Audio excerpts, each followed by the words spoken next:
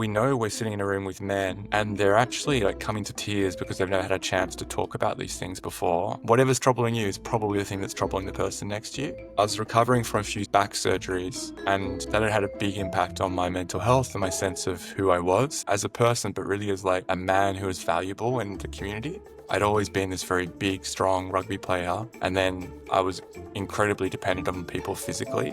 You know, they had to carry my shopping for me or help me out of bed, and that hit my identity really hard. As men start to get older, often their participation in like other social groups and activities, or even their friendships, can drop away quite significantly. And so for adult men, workplaces can be an absolutely vital place to meet them as individuals, and particularly to give them some of those conversations about who they are and how they're looking after themselves and coping with stress or coping with a relationship breakdown, all these sorts of things. Welcome to Sex and Space. Very happy to be here today with Dan Guinness. Welcome, Dan. And for our listeners, could you please introduce yourself about who you are and what it is that you do? Thank you very much for having me, and for everyone who's listening along.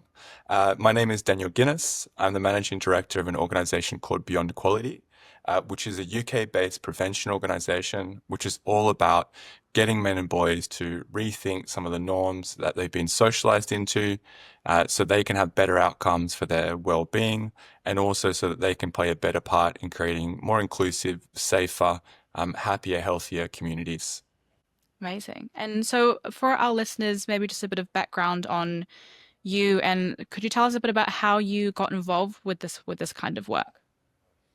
Yeah, sure. I mean, like any story, there's a few different paths it could take, right? And Mm, sometimes I think we say things and it seems simple, but it's actually more complex. But mm, uh, I think one of the really important lines to this story is that I first got into this work through my mum, which I think is a bit of a theme for people around. Maybe not mums, but definitely women mm, in men's life, bring them into this type of work. mm. And she more or less dragged me along to support like a white ribbon event and to be a white ribbon ambassador.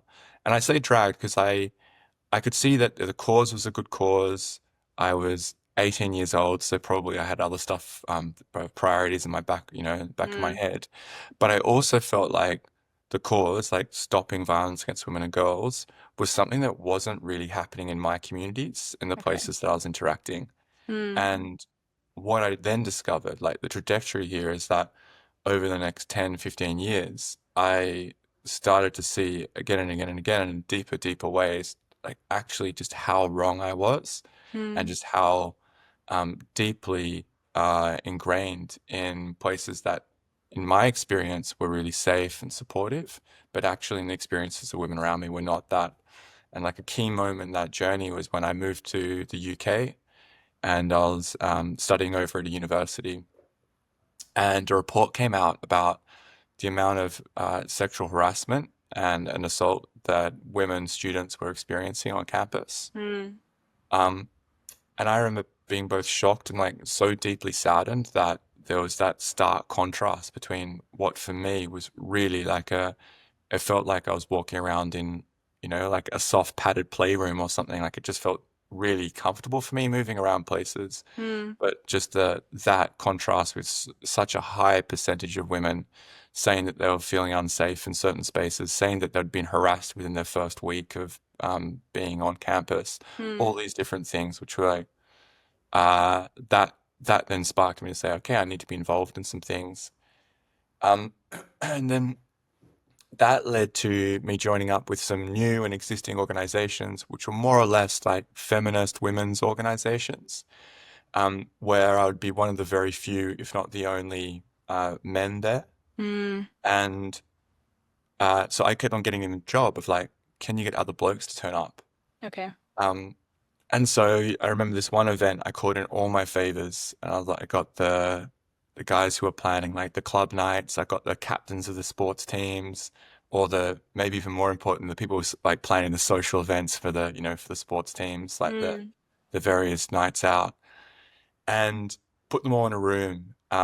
And this organization I was with invited along the local rape crisis center. So they're providing support for survivors. Mm. Uh, and they came and they told like these incredibly impactful, powerful stories about about individual cases, are not like anonymized, obviously. Mm. They gave you an insight to the impact on particular women and the like actually what was going on, like the dynamics around the situation, what was happening with the perpetrator. And then they put this in context, like the broader context of patterns and gender dynamics. And it was a really great presentation. And the feedback from the guys afterwards was that was a really powerful presentation. Mm. Some of them were shocked, they'd never heard it before. Okay. Other people obviously had lived part of that because, Mm. they'd grown up in a household or they knew a friend or they themselves had experienced these types of violences. Um, but quite a few people also said it was great, but I didn't know what it had to do with me. Like, Okay. we're not part of that. Mm. And that then became the key challenge. So we set the organization up to help men figure out, like, how does this huge issue actually Mm. relate to us? Mm. Like, and maybe in analysis it seems obvious, right? Like you've got like about 80% of these sorts of things are perpetrated by men.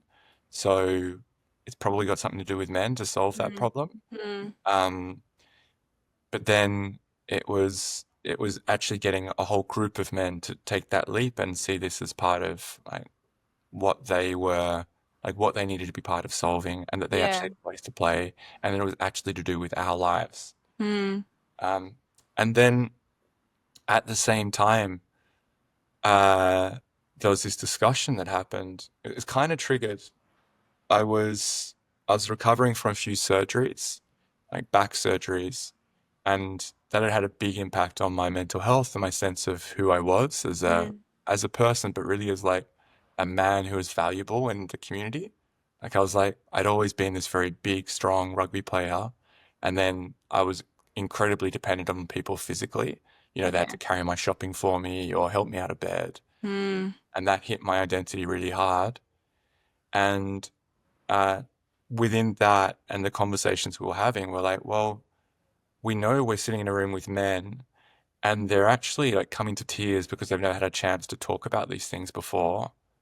Like there's so much powerful potential there and Mm. so much unmet need for men to have conversations about, I mean, in that instance, about their relationships and the pressure they feel and Mm. who they are and why they do things, why they go along with things, all this sort of stuff.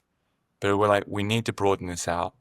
Like the work that has to happen is talking to men about their experiences and how that's shaping like their behaviors and the behaviors of their peers and what's happening Mm. around them. But we don't just have to have that conversation about healthy relationships or consent. Like we also need to have this conversation around like mental health or around other issues like addressing racism or Mm. homophobia or around like making things more equitable or inclusive more generally. And so like eventually these things all started to come together Yeah. and form like the core of really what the organization is now. And can you talk to us a bit about what some of the maybe like programs or initiatives that Beyond Equality runs all about and sort of what they do and who they're sort of aimed at? Yeah, like we made the choice that we've got to focus on some places we can have like the most impact. Um, And I'd say that the type of issues we talk about and the need for men doesn't start and stop at a certain age, like nice Mm. and neatly, nor Mm. is it confined to a particular part of society. Mm. But basically, we thought we want to get, we want to be working with young people before some of those really harmful ideas about themselves and ideas about like maybe what sort of relationships they're entitled to or attitudes towards women become baked in. Mm. And while we could see there's really good reasons to do that with young people, like in primary schools, um, we also saw there's a key moment when people become teenagers where they reorientate themselves more towards their friends and Mm. like an external identity rather than like family, that sort of thing. Mm. They're also forming their first romantic relationships or like considering those or thinking about their own sexuality. Yeah. That's all happening. Um, and they're doing that with like not that much guidance and a lot of like expectation on them to have already figured it out and be somehow an expert on everything. Mm. And I think this is also why your organization exists, right? Yeah. Yeah. 100%. Yeah. Yeah. So it we were there and we're like, hey, that's a really important age group to work on. Like, Mm. how can we make sure that those lessons on consent and healthy relationships are happening, but at the same time, we're making sure that they're not getting clouded by these ideas of, well, particular ideas about what a man has to be. Mm. That the boys have to prove themselves to their friends that they've got lots of numbers in their phone, or they're going on lots of dates, or they've had lots of hookups, or whatever the age and context situation might be. Mm. Or that someone's sitting there feeling themselves to be a complete failure because they haven't done that stuff and are getting very, sort of like building up a frustration, and also that's starting getting directed quite hatefully towards, Mm. the girls in their class or women more broadly. So you've got to make sure that we're dealing with those things at that time. So the second area we thought we'd focus on was the university space, like partly because that's where part of the organization came from, Mm. and also because it's another of these key life transition moments for some people, for many people, where if they go to university, um, they're perhaps leaving home for the first time, living out. It's where another group of people starts forming their relationships. It's where people can maybe experiment more with their identity and what social Mm. group they're part of, and carve a space out for themselves. And again, a lot of that support needs to happen around people in that moment, both like how do you form your relationships, how do you support and care for yourself, Mm. and also like how do you figure out your responsibilities to other people. So wanted to focus there. And for both those age groups as well, we do work in sports. So we see Okay. that's a really important medium and space for a lot of the cultural production around like what it is to be a man Mm. for a big cohort of men in our society. No, not everyone by any means, but we're reaching a lot of people through Okay. sports programs. Mm. And then lastly, we think the workplace is a really important place for adults to be reached.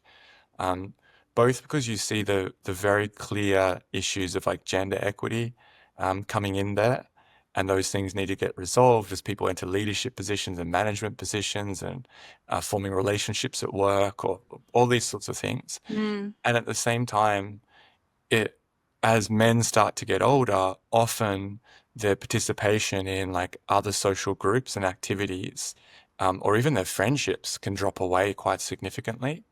And so for adult men, workplaces can be an absolute vital place to meet them as individuals, Mm. and particularly to give them some of those conversations about like who they are, and how they're looking after themselves and coping with stress, or um, coping with a relationship breakdown. All these sorts of things Mm. can be really usefully addressed through workplaces. And in terms of, because it sounds like you're addressing and kind of working with quite sort of different groups at different stages of life and different sort of transitional periods, do you find that they respond in different ways to what you're saying when you come and deliver these workshops and talks with them? Uh, yeah, yeah, for sure. I mean, also you can get some 70-year-olds who act like 13-year-olds sometimes, but Okay. I think it's kind of like you open up that space a bit and get people Mm. laughing Mm. and playing along, and that can be fun. Um, yeah, they do. Like it's really uh, dropping. I don't necessarily run a lot of the programs, but I pop Mm. into all the programs, right? As in my particular role, and you can see the conversation, or even like the readiness to have a conversation from a 13-year-old, and the way that they'll enter in that conversation is going to be so different from like a 20-year-old, Mm. or so different from a 15-year-old even, and definitely different from someone who's much older. And there's also big dynamics that come here about like both the group and individuals' identities and what they're going through. We had to do a big piece of work. Well, we were lucky enough to do a big piece of work, I should say, uh, which involved us actually working with groups of men who were coming from a really diverse range of backgrounds. Like we had um, some that were some groups that were supporting recently retired men, or another that was supporting men who'd gone through like having just lost their spouse, often like someone they'd been with for 50 years or 30 Wow. years. Um, Another group offering support to asylum seekers.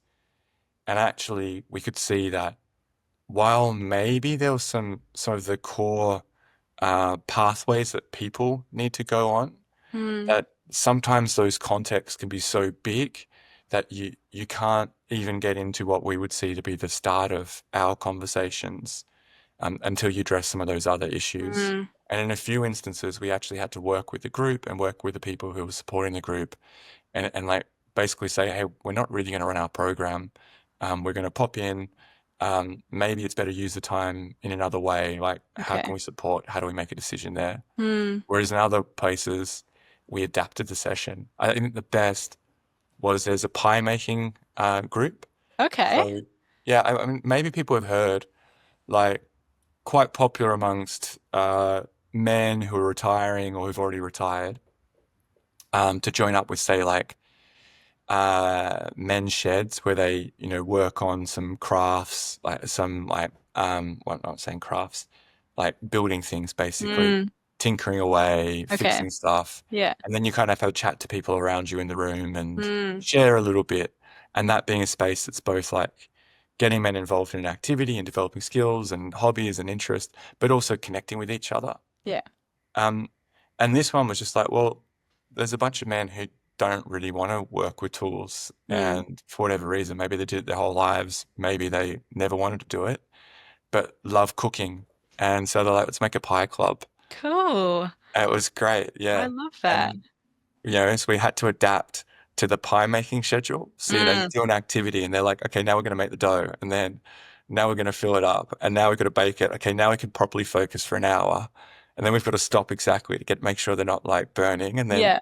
do you know what I mean? It was Yeah. a different schedule, a different Okay. timing, different whatever, but it worked out really well. So you're going to be quite flexible in terms of how you're delivering this content, depending in terms of like who you're working with and who you're speaking to. Yeah, reasonably. I mean, it's always this balance, like Mm. between quality control, between the amount of time. Because if you improvise, there's more chance that you're bringing other stuff in there that shouldn't be in the conversation. Okay. If that makes sense. Like you're Mm. going off script. You're Mm. like, have you actually remembered to go through all of those learning pathway types of steps that we know that you need to go through to Mm. get to the end? So there's a bit of a quality control issue. Um, a bit of like a time management issue that comes in as well. Mm. Um, but like a core principle of all this work, like absolute fundamental core principle, is what we're doing as an organization is not just teaching people like, here's the 3 steps you've got to follow. Like, you can't do our work via a PowerPoint. You can't Mm. do our work by making a wonderful podcast or slide deck and then pressing play and Mm. expecting people to be like, okay, we now understand everything. Mm. Like those things support, those things are really important. They accomplish other things. Mm. But the specific thing that we're trying to do is open up space so that individuals and a group of people can talk about things that are relevant to them. Like, Mm. what are their experiences? How have those experiences been shaped by the sorts of social expectations they feel, peer pressure they feel, what they've internalized, like who they feel they have to be Mm. valued, to be cared for, what they think they're worthy of as an individual. And that is really personal stuff. Mm. And it's things that can be quite specific to a context. Yeah. And so, I might be able to sit there and sit back a little bit and say, well, we've gone through the 5 steps we said we're going to go through, but it's got to feel for the person in the room that we're there, we're incredibly curious about their experiences and we're being guided by actually what they want to talk about. Mm. Um, that's really important. And so, yes, like you always want to adapt the content to some extent to match the people that you're working with. Yeah. And in terms of like, if there's people listening going, this sounds really interesting, and I'd be keen to learn more, could you possibly speak a bit about what kinds of feedback you get from people who've done these programs with you guys? Yeah, absolutely. I mean, everyone loves it. You should definitely sign up, make Mm. huge amounts of donations, all that stuff. But get get lots of feedback. Like I'm trying to avoid just giving you an answer here of like, here's the impact report. I can run you through the Yeah. stats, but like, whatever it is, Yeah. 90% of our participants say they had a wonderful time or whatever. Mm. Um, but I think the things we can look at are like, or that I think are really interesting to feedback are things like overall, one of the biggest pieces of feedback, doesn't matter where we go to, is that people have never had this conversation before. And Okay. some people have never thought about these conversations before. Mm. So haven't even read or been exposed or done that reflection about their own lives. Maybe they might have heard because of the way that conversations go now on social media, that might have heard a term. They'd be like, okay, privilege. And then there's been someone who said, oh, privilege is great. This helps you understand. Someone else who said, oh, it's terrible. It doesn't make sense. So they've kind of heard it at that level, but they've never Mm. done that reflection of like, well, what does that concept behind that word actually mean in my life? Mm. And how do I want to relate to that? And what does it mean for how I move forward and what I do after today? Mm. Um, and how would I talk to that about that with someone who's sitting next to me who's got some stuff in common with me Mm. and some stuff that's completely different? Yeah. And that's a really unique space that we give to people. And whether we're hearing back from young people who said, okay, I've never had a chance to talk about this before, like I arrived, my arms crossed, and now I'm like, this is wonderful. I'm actually, someone cares about who I am Mm. and um, cares about my experiences and actually interested in that. Yeah. And I was able to talk about things that like consent or like sex, but from a different perspective and from one that took my experiences seriously, but also, taught me new stuff about how other people saw the world. So Mm. you get that sort of feedback coming from those age groups, and you also get it coming from like senior leaders in companies being like, I've never thought about my colleagues' experiences from that perspective. I've Okay. never understood leadership in terms of allyship and Mm. what the impact could have. Um, or we'll hear back from, say, a school that's worked with us. And I'm remembering there's a great YouTube, like a clip on our Beyond Equality YouTube, like a testimonial from a teacher. And paraphrasing fairly liberally here from memory, but she says something along the lines of, um, you know, when we arrived back for the final session of this multi-session program we're running, the young people were excited to see our facilitators walk into the room again. They're like, okay, we get to have a chat to, Mm. Geo again. That's going to be great. Um, she saw that they were like far more likely to be engaged in school, that they were uh, less aggressive or less overtly sexist towards their Mm. teachers. They weren't saying those sorts of comments as much, that they were more open to engagement. Um, and then the thing that really got me was she was like, off the back of the work we did in the sessions, we always talk to the schools about these issues that came up. Here's where we see some warning signs around individuals as well, if there's any Okay. safeguarding issues.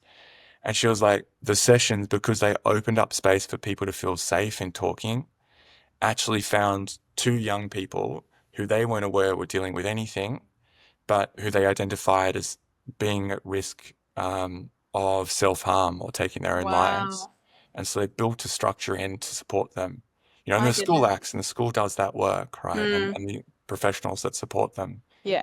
But she was like, it's just a demonstration of, at the most extreme end of like Mm. a much broader experience of like people, we're in this polarized space where people can't actually have these conversations, Mm. yet they're desperately needed. And Yes. everyone feels they're needed. Whether Yes. the teacher who's like, I can't put up with what the boys do in the class anymore, or Mm. the boy who's like, I hate being seen as the culprit and anything, and I don't know how to form a relationship, and I'm scared for the future. Mm. Everybody wants to have these conversations, but we need to give them something so they can actually do that work Yeah. and connect with others and themselves in a different way. And giving them, I guess, like the tools and the ability to kind of to have those conversations, because I guess that's something we don't really get taught a lot of the time is how to, especially when you're that young, how to meet people who might not necessarily share the same perspective as you, someone who might be coming from a different viewpoint. How can we kind of meet and have a conversation that's constructive? Yeah, I think so. Like I think one of my maybe overly pet peeves is some of the adversarial ways our society is set up. Like whether it's politics or the legal system or whatever Mm. else. Like I know that there's good reasons for that, but if we only have that way of one person has to stay here and the other person stay here, and we decide who wins and who loses, Mm. um, we can't actually resolve a lot of issues via that means, right? Mm.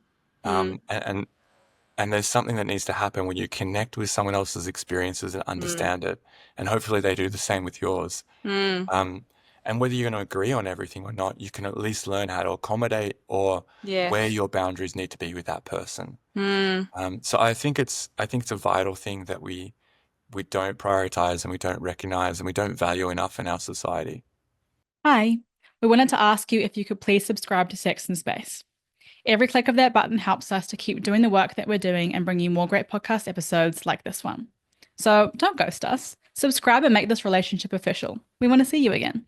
I like what you said about the connection and the accommodation of someone else's point of view. And something I was interested in what you said, some people arrive with their arms crossed. And I wonder, are there specific ways that you kind of reach people who might be a bit more resistant to having these conversations or exploring these topics? Yeah, and there's a huge range of people, and I'd say I've sometimes done it well personally, and I've sometimes done it not so well, So it is hard, right? And there's no Mm. like little cheat button on the back of people's No. heads or something. You're like Yeah. reset, okay, we're ready to Yeah. go. But um, I feel you've got to try to figure out where people are coming from, Mm. and in a lot of instances, like what's sitting there is a sense of this is going to be like a prejudice they've got that any conversation around gender is going to be accusing them of something. Any conversation around sex, which is a bit crazy, any conversation around sex is going to be accusing men of being like horrible predators. Um, that's where a lot of people are coming from. Mm. Or that's, a lot of men will have that prejudice sitting in the back of their heads. Um, and so part of you got to understand that there's maybe like, I think I'm going to be attacked here. There's maybe, I don't understand this conversation. It's maybe I don't want to say the wrong thing and feel like I'm going to get cancelled. Mm. There's sometimes a worry of like, this is going to be another boring lecture. There's a lot of Mm. reasons for arms being crossed. One of the big things at the start, some of the tips, for your wonderful listeners.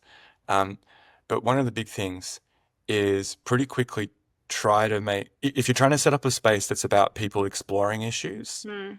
then don't make it that you're the expert and they don't know anything. Okay. Like actually put yourself as part of that exploration. You've got a Mm. different role. Like your role is more the critical questioning or maybe bring the other things in that aren't being said, but you're part of it and you're still learning and you're still exploring. Mm. And so quite often I find it useful to tell a story either of how I've been learning stuff and I made mistakes and I'm trying to learn from them and there's still stuff that I'm learning from, Mm. or something like that can kind of actually situate me as a person in this rather than someone who's got like textbook knowledge. Mm.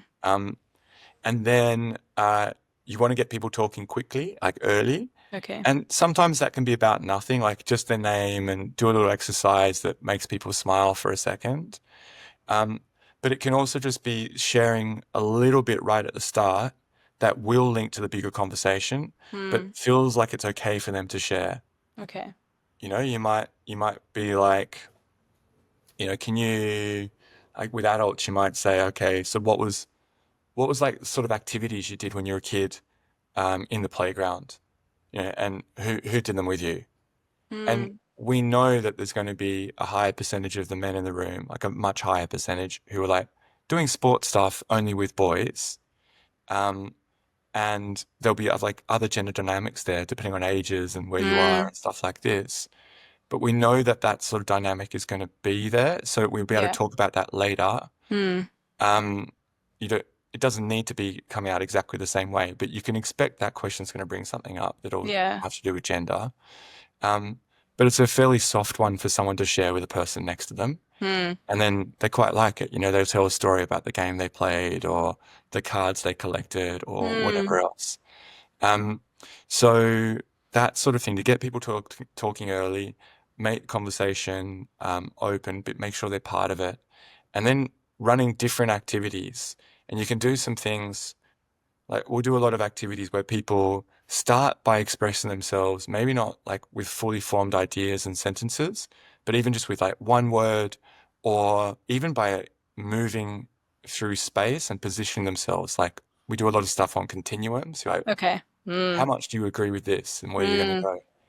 And that can be so valuable, just for people to be able to say, well, I'm over here, but I don't need to write a thesis about it. And then, Yeah. then you can ask them, like, why are you there? And they're like, I'm not really sure. You're like, you can tease it out. And pretty quickly, if you've done a few things like that, most of the arms are uncrossed. At that point, most people are like, this is a conversation with someone who cares what I say, Yeah. who's interested in my experiences, Hmm. who, when I've said I feel, I don't know, or I feel upset, or whatever it is, hasn't said that's stupid, or, just push through. You need to tell me something. Just, but okay, I respect that. Let's move on.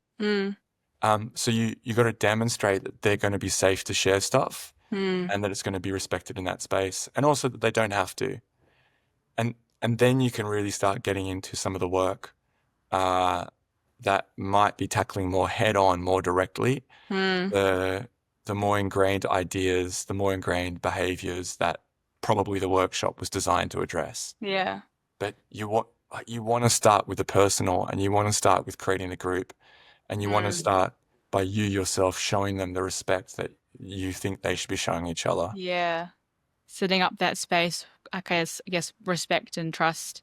And I really like that idea about the continuum. I think the continuum is nice because it's kind of, it gets rid of this idea kind of like opposing perspectives of a binary, and also of not being able to change your mind. I think it's really important to be able to, position yourself somewhere and then, explore why you think that way and where that's come from. And then maybe if you get new information, being able to go, actually, now I think I might be here.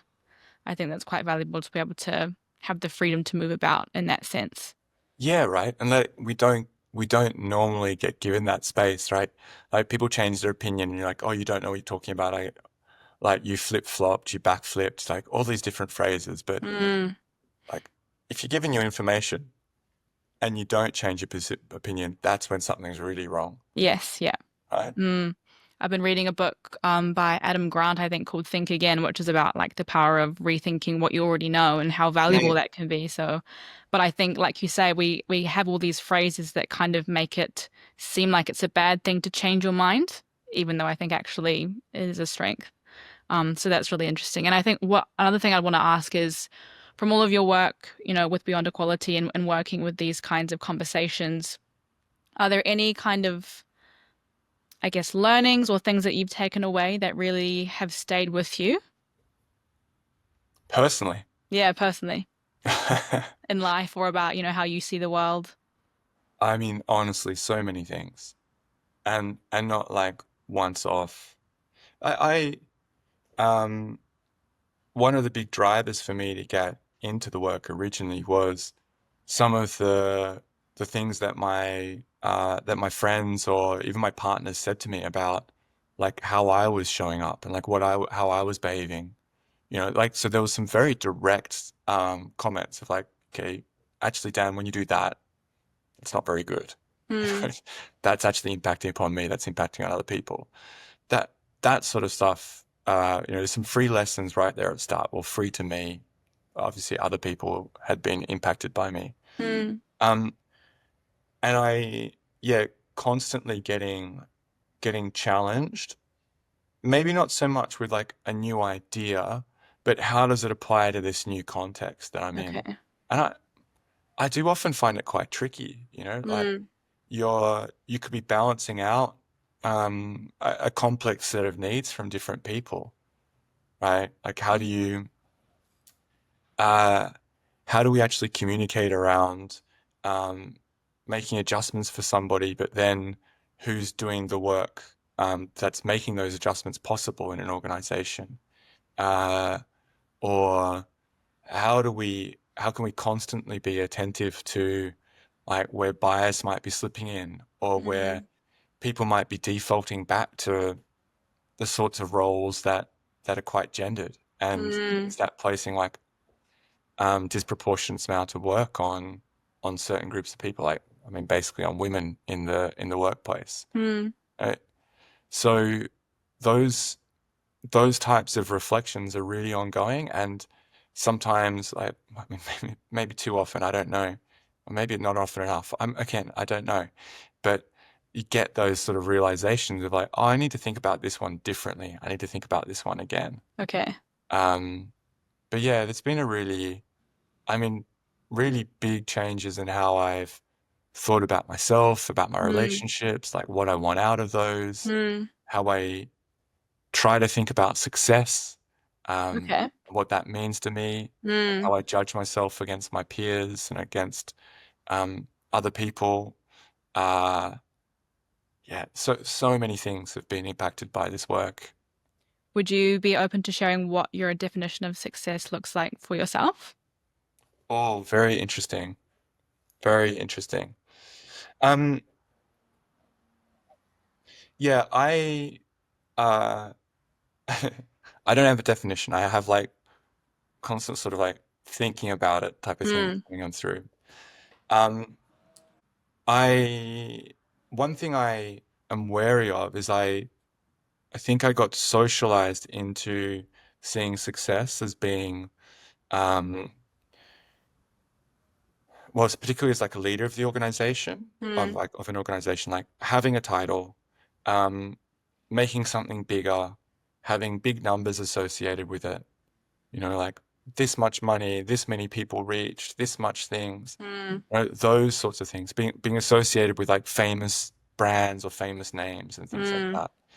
And I'm really aware that most of the messages, not so much from my family, I would say, but like most of the social messages I've got in my life, like, you know, TV or whatever else, kind of says that's what success is. You know, the Mm. people who invited along to speak at the like university graduation day have had that sort of success. Mm. Um, and so what I what I really try to think a lot about now is uh, those many of those things are, I think, incredibly important, right? Like how many people you're reaching, Mm. like that's a really important thing. Mm. But I want it to be important because it's part of like um, a meaningful world that I'm trying to create and be part of creating, be part of living Mm. in, Yeah. as opposed to because I think it's my achievement and I feel good about myself. Mm. Um, so in that sense, what I'm trying to do is orientate my idea about success from being about me judging myself versus others Mm. and about being like a collective or even a society that's going in the right direction. And I feel like Mm. I'm a meaningful part of that. Yeah. And I think for me, like one of the bigger struggles is like I'm on the other side of the world from my family. Mm. Um, I'm actually in the process of moving countries at the moment to be in the UK and like permanently.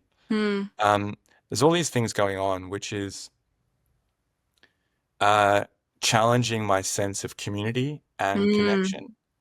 And like we're, I mean, at the moment we're incredibly lucky that we can connect with, you know this, right? We can connect with people who are a long way from us Yes. via a Yeah. variety of means. Um, but to feel that you're living your life in connection with a community and with causes and with the world, um, can get a little bit disrupted by some of those like disconnects, that multiple living. And Mm. so I think that's one of the big areas where my idea of success is I actually feel that it's quite rooted to relationships and connection. Mm. And that's it is maybe I feel it so much because it's like an area where there's a lot of change happening in my life and reworking and everything else like this. I don't know how much details your readers wanted and your listeners wanted and whether that was too much, but No, that was there you lovely. It's always really nice to hear people's perspectives on that. And I think a question I would ask, which is not specifically related to, I guess, the topic of beyond equality and masculinity, but relating to what you've just said, for young people who are perhaps moving or in a situation where their sense of community is changing, would you have any advice in terms of specifically for young men, what they can do to try and sort of build relationships and a sense of community in a new environment? Yeah, for sure. I've lived in quite a few different places, which I see as being really lucky.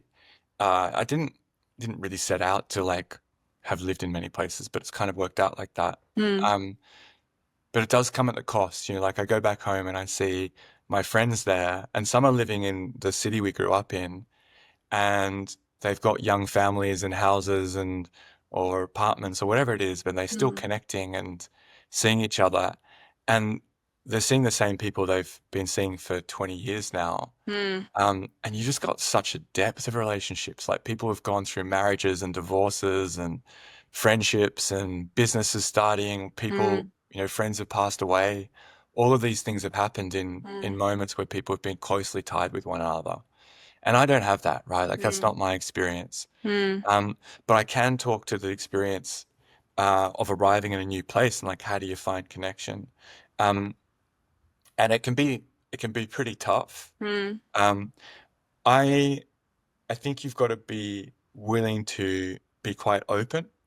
Um, and I think it's both like open in terms of sharing who you are, but also open to trying to discover a new version of yourself that's part of a different place. And I think also open to probably doing some things and some activities where you're going to be incompetent, right? Like Yeah. you're going to Yeah. be out of your depth. Yeah. And know, like I guess to trust that pretty quickly you'll find out whether this is a group of people who's going to help you to go through that process, and maybe not become the best at it, but you'll be part of it and they'll accept you. Or maybe that's not going to happen, and then go find somewhere that's actually also open to you. Yeah. So one of the things I was lucky that a lot of my moves were made more easy because I pretty quickly slotted into sports and sports clubs. Um, and that was great. And I was good at rugby, so people wanted me to play in the rugby team. Even if that gradually became I was playing for the Force or something. Like I didn't drop the ball that much, so it was quite easy. Um, but something that I did, like that was inside my comfort zone, but something that I've done quite a lot of is I do dance classes when I go to new places. Okay. I arrived in Argentina and I took tango lessons, and anything that made me good for rugby was exactly what made me terrible for dancing, right? Okay. Like I'm big and yeah, I don't know, better at moving slow and hitting things rather than sort of like delicately, Right. nimbly running around. But it was great. Like I met new people, really different people, like actually from a different part of society. Um, and I did the same thing when I've moved to Amsterdam. I did the same thing. Um, and I'm planning to do the same thing when I head across to London. Yeah. You pick up some new skills, a couple extra moves for the very occasional moments I find myself at a wedding or a dance floor. Yeah. Yeah. But it's great fun, good way of connecting, and a good way of just like figuring out there's other activities and other people that's out there. So, maybe for you it's a pie club. I don't know. Like, be willing to experiment, try a few different things, put yourself Yeah. out there. Um, yeah, there's something for. I think I think a lot of men, and myself included, find it hard sometimes not to be good at something. Okay. You know, to maybe we all do, right? So it's a loose statement, but there's a gendered aspect of it. Like there's an idea that men should be like very skillful and competent and like in control at all times. Like, that's a really common. Like, if we go talk to it in our workshops and hear what people say, like, okay, that's what it is to be a man. Like you don't see like a James Bond figure floundering around at anything, right? Yeah. Yeah. Yeah. Like whatever activity he does, he's gonna be perfect at it. Yeah. Yeah. And pretty much the same for you have comic actors who will do that sort of stuff, but you're never gonna have like a serious action hero type of person Yeah. who's got that dual aspect. So anyway, that was a generalization I'm sure isn't true. But that ability to say I'm going to put myself out there and not be good at something, and to show people that I'm trying, and actually really it's about making yourself a bit vulnerable and saying, you know what, I'm here and I want to connect. Can we do it? And what I found across like anywhere you go, there's going to be some people who are really open up and just love that for you, and really support you there. Um, for as much as there can be some gloomy perceptions of the world, like there are a lot of good humans out there. Yeah. And who, as individuals, we're the only people who've got this sort of narrative that everyone's judging us and putting us right down the bottom of the pecking order or whatever else. Like all our backstory is going to be erased and we've built up this perfect picture. Like most people they're not going to have that much attention or care into like that status of you or something. Like they just want to engage with you as a human. Yeah. If that's a human who's trying a new activity because they're in a new place, they're going to welcome you in.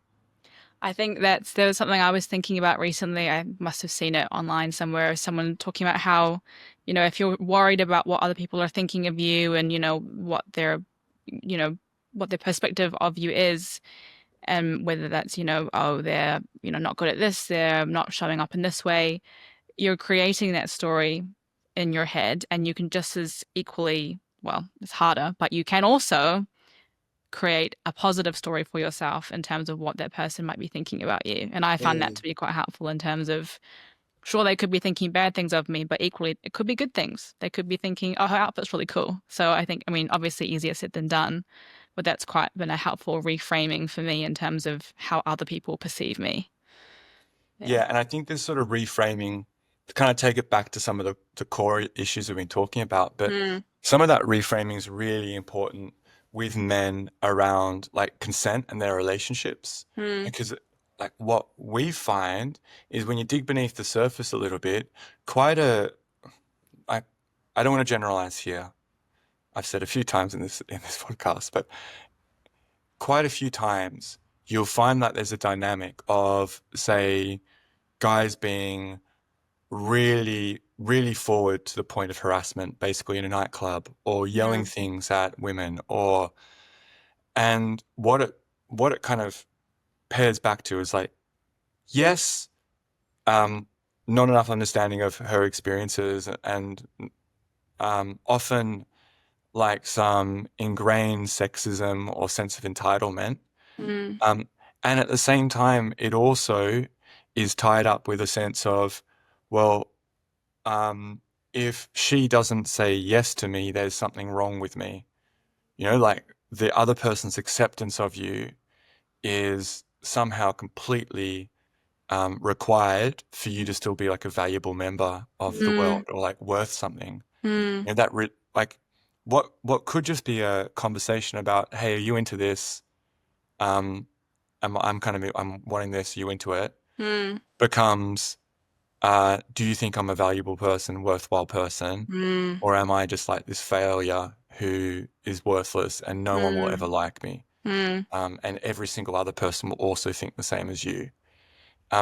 So there's that like huge weight that comes on top of that idea of what's being asked and what's being said no to. And if we can address that issue of rejection and help people actually, I guess, cope with rejection, but maybe even realize that most things aren't a rejection of them. It's just it's someone putting up a boundary and saying they don't want to do that particular thing at this particular time. Yeah. That would be like really profound work that would help you when you're dealing with that sort of imposter syndromes type of stuff. Like, do I belong here? Don't I belong here? People are going to judge me. Will they like me? And it will also help us as a society be building much more healthier, abuse-free, coercion-free relationships. It's about, I guess, taking the rejection and not letting it be a part of your identity or making it a statement about who you are as a person and just letting it be a boundary, like you say. Yeah. And that would both stop like the horrible things where people react and are violent or are aggressive or abusive in whatever way, which happens way too often. And it also stops some of the behavior that happens beforehand, where people are like, well, this feels like a huge thing. If I actually put myself out there, asking someone to grab a drink feels like it's going to be a huge thing. If I actually put myself out there, that's going to feel like my heart's been ripped into 1,000 pieces. So instead, I'm going to play this like this role of being the, I don't know, whatever it is, like the laddish guy, the, smooth operator, whatever it is, and just like throw lines at somebody, or even like just treat them disrespectfully, because if you do that, you're not really trying. If you do Yeah. that, you can't really be rejected. In the same way that if you don't put yourself out there, you can't get rejected. If you don't go to a new activity and try something you're not good at, people can't say you're a failure. If you don't put your hand up in class, and answer the question, then you can't fail and get it wrong and be told like an idiot. You don't know stuff. There's all these different moments where that same, like both like issue of not being able to handle failure and rejection, but also a fear of that rejection is causing all sorts of compensating behaviors that are really damaging. Just as we sort of approach the end of the podcast, I wanted to ask, is there anything I haven't asked that you would want to touch on, or if there are maybe any young men listening who are interested in exploring these ideas that we've spoken about further, is there anything that you'd want to share with them? Yeah, just with them for sure. Like my personal experience is that there's lots of other men who love exploring these ideas. And actually, most men I talk to, like once you get past some of the bravado at the start, are really on board with talking about these topics and exploring these topics. Like, so the message there is you're not the only one who feels uncomfortable in, sitting around, like being online and seeing comments fly down, and you're like, that feels like it's abusive or whatever else. You're not the only one who's uncomfortable about that. You're not the only guy in your classroom who feels guilty for having laughed at the joke that was just made. You're not the only person in your friendship group who's doesn't know what's going on in terms of their relationships or in terms of their sexuality or in terms of their mental health, and feels like they can't share that with the person next to them. Like, what's this going to cost me? I think that's one of the biggest messages to get out there. Like actually, it's very rare that we ever, whether we're working with 13-year-olds or 70-year-olds, end a series of sessions with people who are like, I don't want to be here. That's really rare.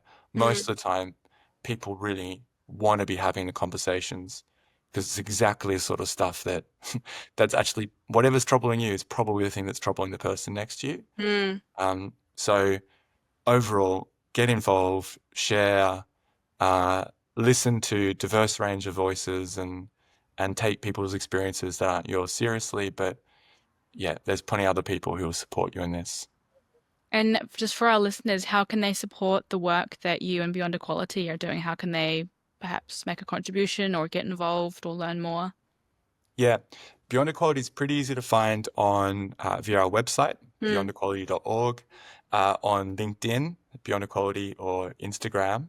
We've got pretty regular posts there, so you can follow us. You can see how you can make a donation. We'd love, really, really need donations to keep going in and doing our work with young people. Or you could, for example, invite us into your workplace. We can do work there. And part of that work is going to be really important for your workplace. And we also take a little bit, about 20% of the funds, and contribute to our youth programs. So there's ways to get involved, either following us, sharing our materials, becoming a volunteer, making a donation, booking a workshop. All would be greatly appreciated. And just for our listeners, if they're curious in terms of becoming a volunteer, is there any specific criteria they need to meet to be able to do that?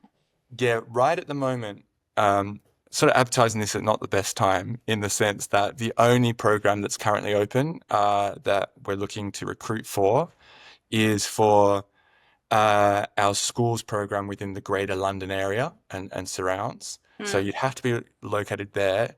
And this particular program, we're looking for men to be joining the program to play like an assistant facilitator role. Okay. So it's a relatively small group of people. You'd have to be a man, and you'd have to be based somewhere near London and willing to travel to a school. But if that's you, then sign up now. And otherwise, we've got like a community newsletter, and you can sign up for this. And there's other volunteering opportunities that come up that are open to all people or different groups of people, depending on what they are. Amazing. We'll make sure for our listeners, we'll pop all of the links to those things in the podcast description so you can access those and find them easily. And just a massive thank you to Dan for your time today and for sharing your knowledge and your personal experiences. It's been really great to have you and to speak with you. So it's really, really appreciated. Well, I'm glad we finally made it happen. It's been I really know, good. yeah. Yeah. Amazing. Thank you so much.